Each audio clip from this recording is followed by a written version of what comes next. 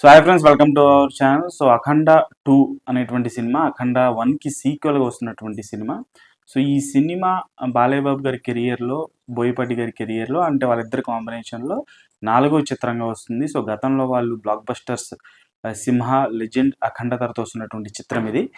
So ఈ cinema world వైడ్గా రేపు 5వ తారీఖున రిలీజ్ కాబోతుంది. ఈరోజు 4వ తారీఖు కాబట్టి ఈరోజు 8 గంటల నుంచి 10 గంటల లోపు ప్రీమియర్స్ అంటే బెనిఫిట్ షోస్ అవన్నీ కూడా పడబోతున్నాయి.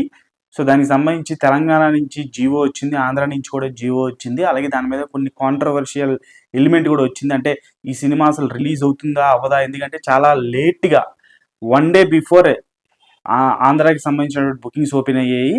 కాకపోతే తెలంగాణ బుకింగ్స్ అనేవి ఓపెన్ కాలేదు. తెలంగాణ బుకింగ్స్కి ఏవో రీజన్స్ అనేవి మనం తర్వాత మాట్లాడుకుందాం. అసలు ఈ జీవోలో ఎంత టికెట్ ప్రైస్ అనేది హైక్ ఇచ్చారు ఈచ్ గవర్నమెంట్ అనేది ఒకసారి మనం చూసుకుంటే, మెయిన్లీ ఆంధ్ర, ముఖ్యంగా ఆంధ్ర చూసుకుంటే 5వ తారీఖున రిలీజ్ అవుతుంది రేపు అఫీషియల్గా. సో దీనికి 4వ తారీఖున ప్రీమియర్స్ కాబట్టి బెనిఫిట్ షోస్ 8 గంటల నుంచి 10 గంటల్లో పడబోతుంది. దానికి 600 ticket including GST. Okay, so 5వ తారీఖు నుంచి రేపు అఫీషియల్గా 10 రోజుల వరకు, 5వ తారీఖు నుంచి మొదలు పెడితే 10 రోజులు, అక్కడి నుంచి లెక్కేసుకుంటే ఒక 10 రోజులు సింగిల్ స్క్రీన్స్ కౌంటర్లో ఉండేటువంటి టికెట్ కాకుండా ఒక 75 రూపీస్ పెంచుకోవచ్చు సింగిల్ స్క్రీన్స్లో.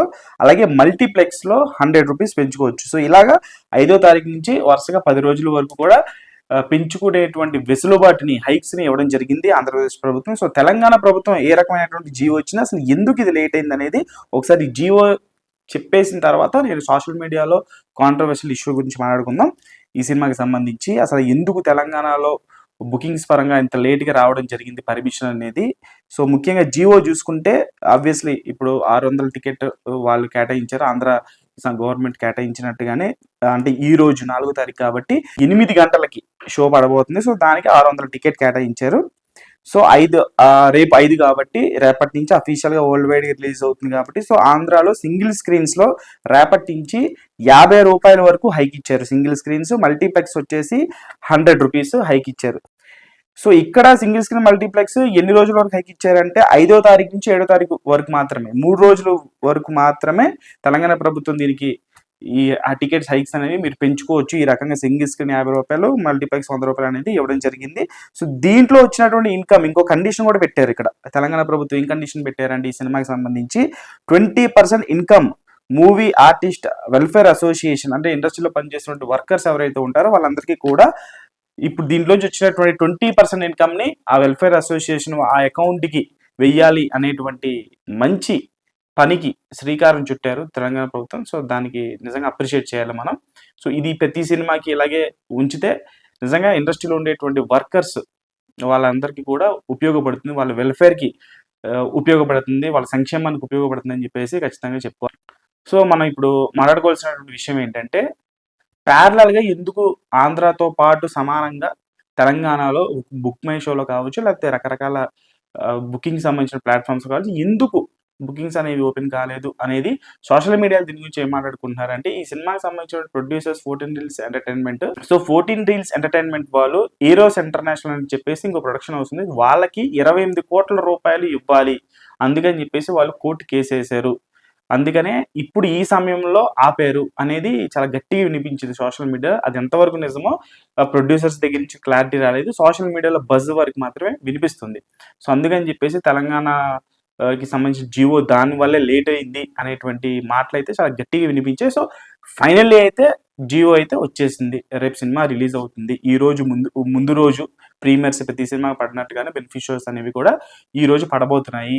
సో సినిమాకి సంబంధించిన హైప్ మీటర్ చూసుకుంటా ఉంటే బేసిక్గా ఏ సినిమాకైనా సరే హైప్ మీటర్ని డిసైడ్ చేసేది ఏంటంటే ఆ సినిమా తాలూకు టీజరు, సాంగ్స్, ట్రైలర్ ఇవే డిసైడ్ చేయాలి. లిటరల్గా మాట్లాడుకోవాల్సి వస్తే అఖండ 1తో కంపేర్ చేస్తే ఈ సినిమాకి ఏదైనా సరే, ఇప్పుడు పుష్ప 2, బాహుబలి 2, కేజీఎఫ్ 2, ఇట్లా మొన్న కాంతార దానికి ప్రీక్వెల్గా వచ్చిన చాప్టర్ 1, ఇట్లా ప్రతి సినిమాకి దాన్ని వచ్చినటువంటి సీక్వెల్కి ఏ కైండ్ ఆఫ్ హైప్ ఉందో మనందరం చూసాం. కాకపోతే ఫస్ట్ టైం అనుకుంటా ఒక సీక్వెల్ సినిమాకి, అది బ్లాక్ బస్టర్ అయినటువంటి అఖండ సినిమాకి అంటే అంత హైప్ లేదు.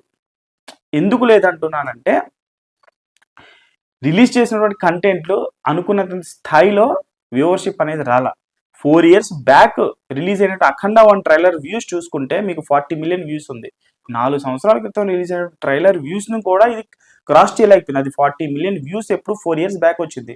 కానీ ఇది 12 డేస్ బ్యాక్ వచ్చినటువంటి సీక్వెల్ సినిమా తాలూకు ట్రైలర్ వ్యూస్ కనీసం ఒక 60 మిలియన్ వ్యూస్ అయినా రావాలి కదా.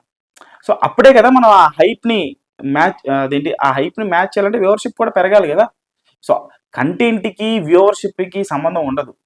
కంటెంట్ బాగుంటే సినిమా ఆడద్ది. కాకపోతే సినిమా రిజల్ట్ అనేది రిలీజ్ అయిన తర్వాత తెలుసుద్ది. కానీ రిలీజ్కి ముందు ఒక హైప్ అనేది, ఒక ఎక్స్పెక్టేషన్ అనేది, ఒక సీక్వెల్ కైండ్ ఆఫ్ ఇటువంటి పెద్ద పెద్ద మూవీలకి ఏమవుద్దంటే ఒక ఎక్స్పెక్టేషన్ ఉండేది. ఆ ఎక్స్పెక్టేషన్ అనేది రిలీజ్ అయినటువంటి కంటెంట్ చూసిన తర్వాత దానికి వచ్చినటువంటి వ్యూవర్షిప్ ద్వారా ఈ సినిమాకి అంత బజ్ లేదు అనేటువంటి మార్కెట్లోకి అయితే వెళ్ళింది గట్టిగానే. న్యూట్రల్ ఆడియన్స్లో కావచ్చు, అభిమానులు ఆబ్వియస్లీ ఉంటుంది. సో అభిమానులు ఏమంటున్నారంటే కంటెంట్తో కొడతాం మేము అని చెప్పేసి అంటున్నారు. మరి చూద్దాం బోయపాటి ఈసారి బాలయ్య బాబు గారితో ఏ కైండ్ ఆఫ్ కంటెంట్తో వస్తారో.